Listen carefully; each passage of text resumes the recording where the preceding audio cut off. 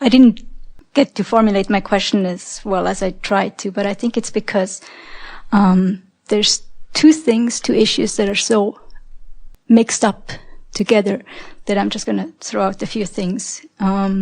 Fear of pain of a loved one, feelings of responsibility and guilt when seeing a loved one in pain, feelings of anxiety of not being there if needed, restlessness, and I guess there's some more work I need to do about fear of loss or fear of separation. And then there's also this thing comes up with responsibility and guilt. Oh, it is a tangled mess, isn't it? Yeah, it is. Well, all of those emotions that you're describing are present when you are focused in a way that you are not allowing your connection to your source. That's what all of them are. So, while it has been said before, and it's a rather famous statement that the only thing to fear is fear itself, we do want to say that what you are really fearing is fear. I fear that I will be fearful, but we want to put that in a more accurate way. What you're fearing is the way you feel when you feel fear. In other words, we talked about this emotional scale, and up here where you feel good, there is a perception of empowerment, power. And down there where you feel so awful, there is the perception of lack of power. And every emotion, no matter what you call it, is a graduation of your perception of your freedom to feel good. In other words, your entire emotional guidance system is based upon the importance of feeling good. So that empty feelings that are present in fear or even in anger, certainly in despair and depression, that emptiness is because there is an absence or a disallowance. Absence is far too strong of word, and disallowance is too strong of word too, but there's a pinching off of the fullness of who you are. And when you taste from time to time who you are, not tasting it all of the time becomes more and more intolerable. You just can't bear it. Esther remembers having an experience in her life where she really expected that the feeling of uncontrollable sadness was going to come over her again, because she'd had that experience before. People describe it as waiting for the other shoe to drop. And the feeling didn't come. There was enough other things happening that was causing her to focus in other ways that she never went there. And in not going there under conditions that she figured were the conditions that surely should have taken her there was very empowering for her. In other words, we want you to reach the place where you are so understanding of your ability to change or control the way you feel that you let go of that fear of going to that uncontrollable place of fear. Mm-hmm. And that's why we get so excited when we take someone from a place of despair into anger. And they acknowledge that they deliberately chose the angry thought, and they beat the drum of it long enough that they felt the relief of that unimaginable, unbearable fear. They felt it dissipate. They felt the relief of going into anger. Because when you've had the experience of just moving that far, now you never have to be afraid again, because now you will always know that you have the ability to use the power of your mind to focus. Mm-hmm. We know there are things that feel like they would be unbearable. And the fear of something happening that would be unbearable is usually a worse feeling than the thing actually happening, because when and if it ever happened, you have these other resources that kick in that sort of insulate you against it. A lot of people are torturing themselves unnecessarily, you see. Well, I thought I had worked through this a whole lot, and I thought I was doing pretty well.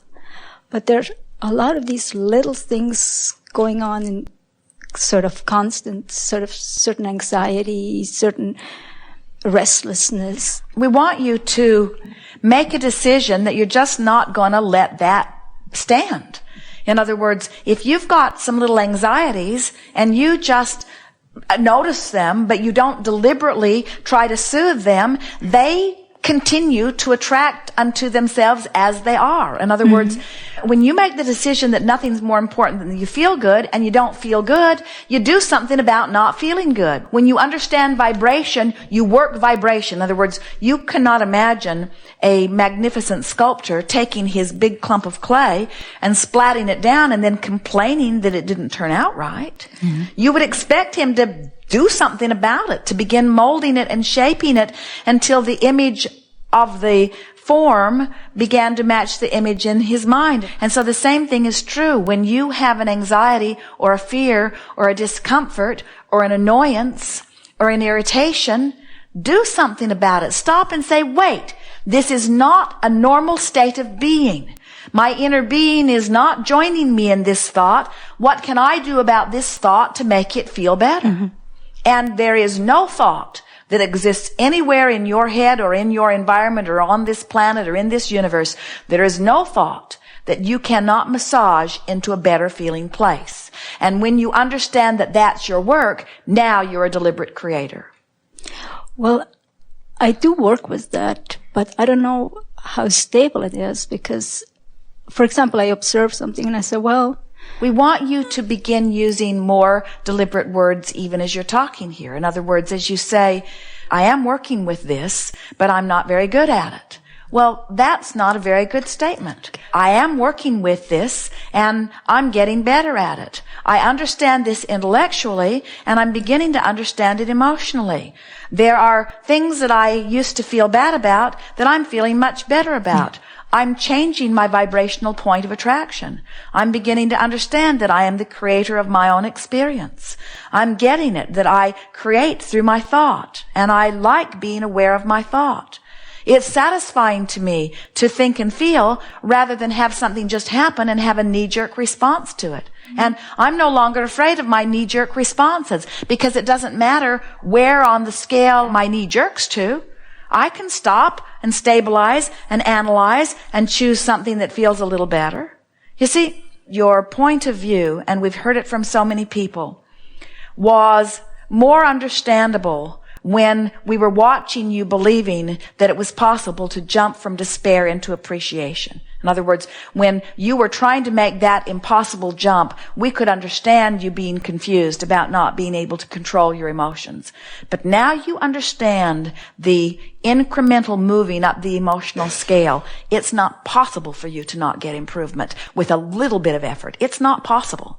So we are no longer encouraging any conversation that implies that it is difficult when it isn't. We know it's a different way of looking at it. I didn't realize that I was implying that. Well, it's not fair for you to get in the hot seat and for us to tramp all over that's you. Fine. But we're really wanting everyone to leave this gathering with a stronger than ever determination that I can control the way I feel and I care about the way I feel because the way I feel is my indication of my connection with Source, and that means everything to me. That's more important than life itself because it is life itself. So these petty little irritations or these great big fears or the things that the fearmongers are out there trying to stir up within me, I find laughable. I'm a secure being. I know how to feel good. I can bring myself around to feeling good anytime I want to feel good. And so there's no longer anything out there in this universe that's ever going to get me down. Nothing's worth it. There's nobody big enough or bad enough to make me feel insecure because they can't get inside of me and vibrate. I can move myself up the scale. It's just a matter of making up my mind to do that. And I've made up my mind to do that. And so the way I feel is all on my shoulders, and I care about the way I feel, and I'm getting better at it every day. And every day the people who used to bother me a little less, and the people who don't bother me at all even more than they don't bother me at all. In other words, I'm just feeling so very good about things. Things that used to irritate me, I find humorous. Things that I used to think were really big things are not really big things. I'm out here floating free. I'm feeling wonderful. I'm tuned in, tapped in, turned on. And all of the things that I've been wanting all of my life that have been out there in vibrational escrow, they're starting to come in. I'm seeing the evidence of my attuning and my aligning. And so it's really worth the effort. Making the effort to feel good is is worth everything. This isn't something like cheer up. This is something like cheer up and improve the quality of your life. Cheer up and improve your financial conditions. Cheer up and see your lovers come into your experience. Cheer up and improve the relationships with your father-in-law and your mother-in-law and your children and the people that you work with. Cheer up and discover the power of your being. Cheer up and discover who you really are. Fulfill your reason for being. Get in alignment with who you are and begin to embrace life in the way that you've meant. In other words, it is not worth one negative emotion standing. Well, next time you have a negative emotion, freak out over it. This is wrong. This is not who I am. Bless this guidance system. I'm so happy to feel this awareness that I've got something going on over here. I must have something out there in vibrational escrow that I'm trampling to death right this minute. I'm going to stop it right this minute. Now let's see. What can I do about this? How can I feel better about this? What thought would feel better about this? This one, no. This one, no. This one, no. This one, yeah. Yeah, this does feel a little better. Okay, I'm going to milk this one longer. I'm going to stay here and I'm going to milk it until I can really feel it. Oh yeah, now this is what I'm really feeling. I can feel this. I'm talking about this. This is normal for me now. I've beat the drum of it. Now this is my new stabilized place, you see. And before you know it, you're feeling really, really, really good about just about everything. And then when something comes into your experience that does not feel good, instead of condemning it, or hating it, or letting it beat you up, instead you say, oh, bless you, little bugger. You are pointing out to me some stuff I've got stuck in my vibrational craw that I don't want to be there. And you are letting me know that it's there. You're not the reason for it. It was there before you got there. You are amplifying and shining a light on my little vibrational indiscretion. And that vibrational indiscretion has been hindering the flow of energy to my cells. It has been hindering in the abundance. It's been keeping me apart from many of the things that I am wanting. So I am so happy that you showed up to irritate me in this powerful way, because you're giving me the opportunity to remind myself that I can move myself up the vibrational scale. I'm just having an emotional response to you. You're not creating in my experience. You couldn't even get in my experience if I didn't have a vibrational thing going on that is matching you. So you showing up and me now seeing you, this is a wonderful thing that is taking place here. And so now I'm going to embrace you. I'm going to bless you for showing yourself to me. And I'm going to talk you into a better feeling place, whether you like it or not. And as you talk it into a better feeling place, now those things and those things like it don't come. Do you know there's only 4 or 5 things that you've got stuck in your craw, and you got thousands of things pointing them out to you. But if you don't do something about it, they keep coming and they keep coming and they keep coming and they keep coming until you can have a bad relationship for somebody for 20 or 30 or 40 or 50 years, you see. If you don't change your vibration, it's just going to keep coming back to you and saying, here I am, remember me? Remember me? Remember me? Remember me? And you say, I remember you and I don't like you. And I'm going to do something about our relationship. I'm going to change my vibrational relationship with you so that you don't show up anymore. Thank you.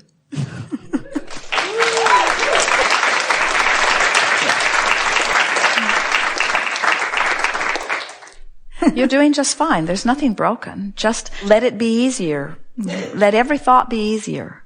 Let every moment be easier. Just let it be easier. Your life is not supposed to be hard. Let it be easier. Let your relationships be easier. Let moving around be easier. Let doing your work be easier. Let being in your body be easier. Just let it be easier. There's no virtue in struggle. Struggle's the opposite of who you really are.